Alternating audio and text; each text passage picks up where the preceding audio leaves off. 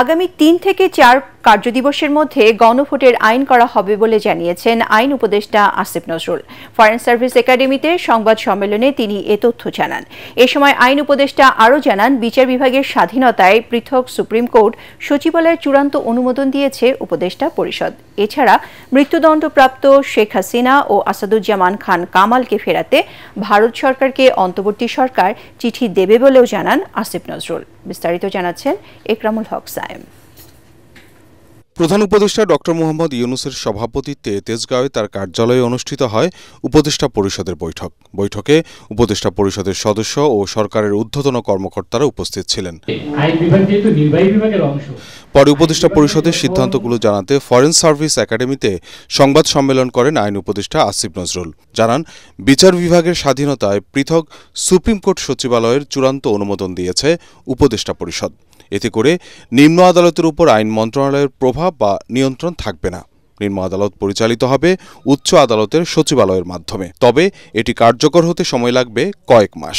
প্রশাসনিক দায়িত্ব নিম্ন আদালতের যে বিচারকরা পালন করবেন, ওনাদের কাজের শৃঙ্খলা, ছুটির বিষয়াদি, কন্ট্রোল, এটা কিন্তু আইন মন্ত্রণালয়ের হাতেই থাকবে। শুধুমাত্র নিম্ন আদালতের বিচারক যারা আছেন তাদের কন্ট্রোল, নিয়ন্ত্রণ, তত্ত্বাবধান, শৃঙ্খলা, ছুটিজনিত বিষয়াদি উচ্চ আদালতের হাতে চলে যাবে। উচ্চ আদালত তার সচিবালয়ের মাধ্যমে এই ক্ষমতা প্রয়োগ করবে। বিগত ফ্যাসিস্ট সরকার আমলে প্রচণ্ডভাবে আমরা দেখেছি নিম্ন আদালতে যারা বিচারক থাকতেন তাদেরকে আইন মন্ত্রণালয় কন্ট্রোল করত। এ সময় প্রশ্নের জবাবে আসিফ নজরুল জানান, খুব দ্রুত গণভোট আইন করবে সরকার। গণভোট আইন আমরা খুব দ্রুত করতে যাচ্ছি, এই উইকে করে ফেলবো। ধরেন আজকে কি বার, বৃহস্পতিবার, তো ধরেন আগামী ৩-৪ কার্যদিবসের মধ্যে হয়ে যাবে।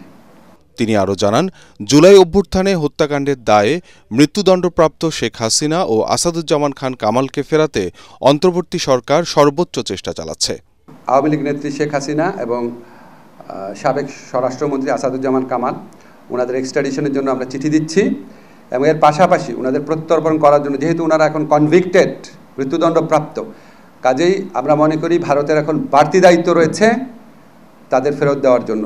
বাংলাদেশের মানুষের বিচারের আকাঙ্ক্ষা সেটা পূরণ করার জন্য এই দায়িত্ব পালনে ভারত যেন আমাদের সাথে এক্সট্রাডিশন চুক্তি অনুযায়ী তার অব্লিগেশন পালন করে, সেই জন্য সেটা স্মরণ করিয়ে দিয়ে ভারতকে আমরা চিঠি দিচ্ছি। একই সাথে সাথে এই কনভিক্টেড ব্যক্তিদের দেশে ফেরানোর জন্য আন্তর্জাতিক যে অপরাধ আদালত রয়েছে রোমে, সেখানে আমরা কোনো রকম অ্যাপ্রোচ করতে পারি নাকি সেটা বিচার বিবেচনা করার জন্য আমরা অচিরেই বসে সিদ্ধান্ত নিব। এ সময় তত্ত্বাবধায়ক সরকারের রায় নিয়ে সন্তোষ জানান আইন উপদেষ্টা। সাবেক প্রধান বিচারপতি খায়রুল হক সাহেব, উনি যেভাবে অত্যন্ত প্রশ্নবিদ্ধভাবে যে রায় দিয়েছিলেন তত্ত্বাবধায়ক সরকার অবৈধ, সেই রায়টা বাতিল হয়েছে। একরামুল হক সায়েম, এটিএন বাংলা, ঢাকা।